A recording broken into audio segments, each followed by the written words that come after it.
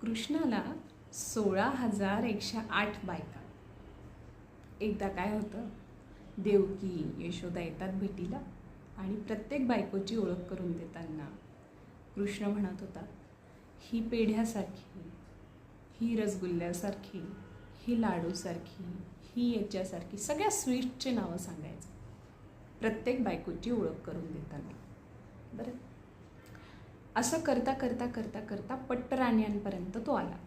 पट्टराण्या ज्या महत्त्वाच्या वरच्या 7 ते 8, रुक्मिणी असो, सत्यभामा असो, काही असो, सगळ्यात शेवटी ज्यावेळेस रुक्मिणीचा नंबर आला की ही कशासारखी, सगळ्या मिठाया सांगून झाल्या, तिच्याविषयी तो काय म्हटला, ही मिठासारखी. तिला असं वाटलं, अरे सगळ्या बायकांना यांनी गोडाची उपमा दिली आणि मला मीठ म्हटलं. तिला आला भलता राग. मग काय झालं, कृष्णाला समजून सांगायचं होतं तिला की तुझं महत्त्व कसं आहे. त्यांनी त्या दिवशी स्वयंपाक करणाऱ्यांना मीठच नाही टाकायचं सांगितलं कोणत्याच व्यंजनामध्ये, म्हणजे कोणत्याच भाज्यांमध्ये. ज्यावेळेस जेवायला बसले कुणालाच चव लागेना, गोड आपण किती खाणार आहे. पण मेन जेवण ज्या गोष्टीसोबत आपण जेवतो, बिना मिठाचं आपण कधी जेवू शकतो का? नाही ना.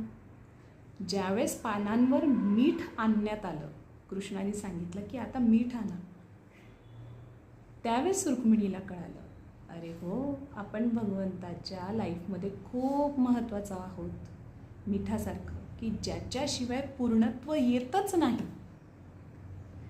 मीठ आहे तर ते पूर्ण आहे जेवण. म्हणून हे बघ, रुक्मिणीला कळालं की भगवंतानी आपल्याला मीठ का म्हटलं. मग तुमच्या लाईफमध्ये मीठ कोण आहे की ज्याच्याशिवाय तुमची लाईफ पूर्णच होत नाही. त्याला ते कळू द्या, त्याला त्याची जाणीव असू द्या. कारण ज्यावेळेस मीठ आहे ना तुमच्या ताटात, जेवताय ना मिठासोबत, त्यावेळेस तुम्हाला त्याची किंमत नाही कळणार.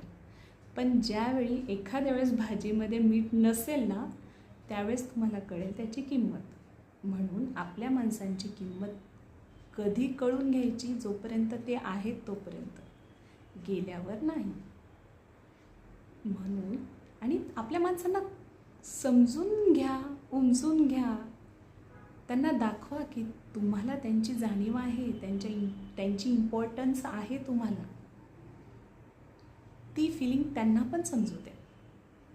मग तुमचं नातं आणखीन घट्ट होईल रुक्मिणी आणि कृष्णासारखं.